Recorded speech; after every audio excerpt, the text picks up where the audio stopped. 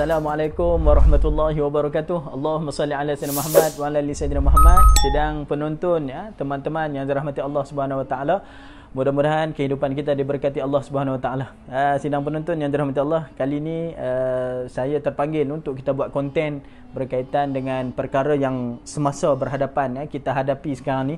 Yang pertama, kita berada dalam tekanan wabak penyakit COVID-19 yang semakin menjadi-jadi. Jadi teruklah kematian pun meningkat semakin banyak. Jadi kita pergantungan bulat perlu pada Allah Subhanahu wa taala. Di samping kita mengamalkan SOP yang ketat, perlu sangat-sangat untuk sama kita jaga kita.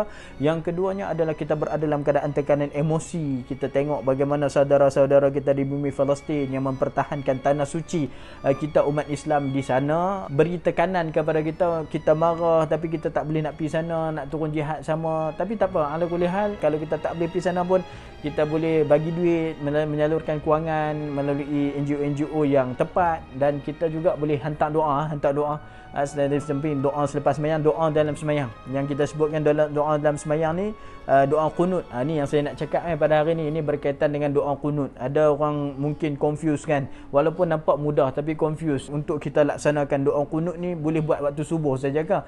Ya, waktu asalnya kalau kita mengambil riwayat daripada Bara' bin Azib, ini hadis hasan sahih riwayat Tirmizi.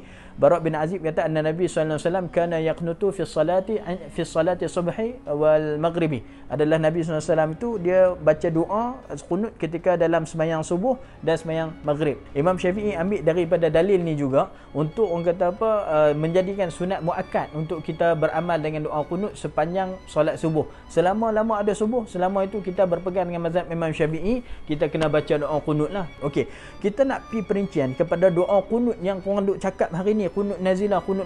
Ada Jabatan Agama Wilayah pun mengeluarkan supaya kita membaca doa qunut nazilah, seluruh wilayah mendoa. Apa itu qunut nazilah? Qunut nazilah ni Nabi SAW membaca dia, beramal dengan dia ketika mana berhadapan dengan peperangan, ketika mana berhadapan dengan ujian yang melanda. Inilah sesuai dengan keadaan kita. Kita duduk dalam ujian COVID, kita duduk dalam ujian peperangan di bumi Palestin semakin menjadi-jadi, maka qunut nazilah perlu kita baca, perlu kita perdengarkan dan kita amalkan. Okey, bila kita nak baca qunut nazilah ni? Qunut nazilah boleh dibaca dalam solat fardu 5 waktu, bukan solat sunat, solat fardu 5 waktu.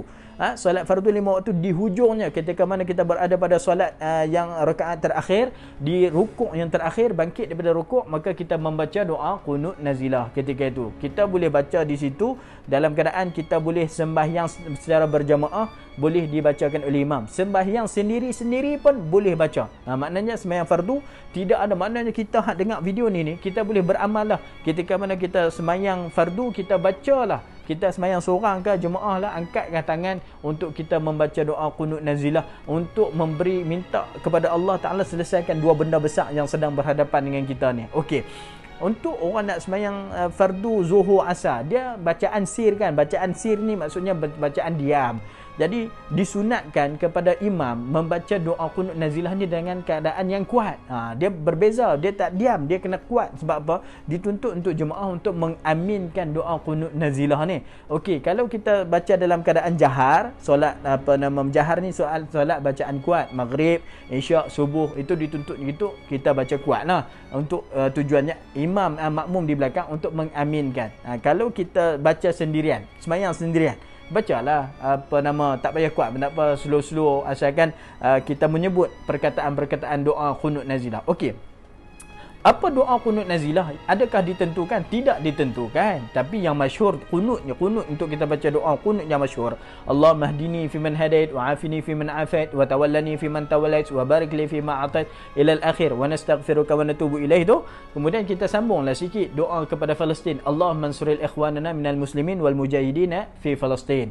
Kemudian kita baca sikit doa untuk minta perlindungan daripada wabak, Allahumma inna na'udzubika minal barasi wal jununi wal juzami wa min sayil asqami birahmatika ya arhamar rahimin wa sallallahu alaihi wasallam Muhammad wa ala alihi wasallam. Kemudian kita pi sujud. Itu saja. Itu yang disebut sebagai doa qunut nazilah. Adapun kalau kita nak baca doa qunut nazilah yang sebetul disusun oleh para ulama, antaranya Allahumma inna naj'aluka fi nuhuri a'daina wa na'udzubika min syururihim, Allahumma baddid syamlahu bainahum wa farriq jam'ahum wa shattit kalimatahum wa zalzil aqdamahum wa sallit alaihim kalban min kilabik ya qahar ya jabbar ya muntaqim ya Allah. Allahumma ya munzilal kitab ya mujri as-syahab ya hazimal ahzab ihzimhum wansurna alaihim ya rabbal alamin. Itu doa khusus yang disebut sebagai doa qunut nazilah. Okey, kalau boleh dibaca silakan baca. Kalau hafal silakan baca, tapi jangan kita sebut dalam bahasa Melayu sebab nanti membatalkan sembahyang kita. Okey, caranya lagi kita disunatkan untuk mengangkat tangan, tetapi jangan kita sapu pula di muka. Tidak dituntut untuk sapu ke muka dan dada,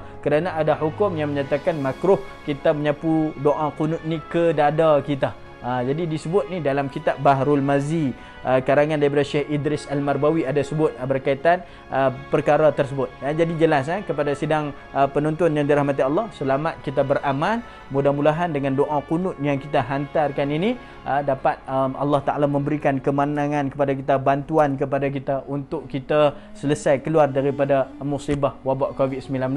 Cukup sekadar itu perkongsian kita. Saya pada kali ini selamat beramal dan tolonglah kita beramal saat ini. Assalamualaikum warahmatullahi wabarakatuh.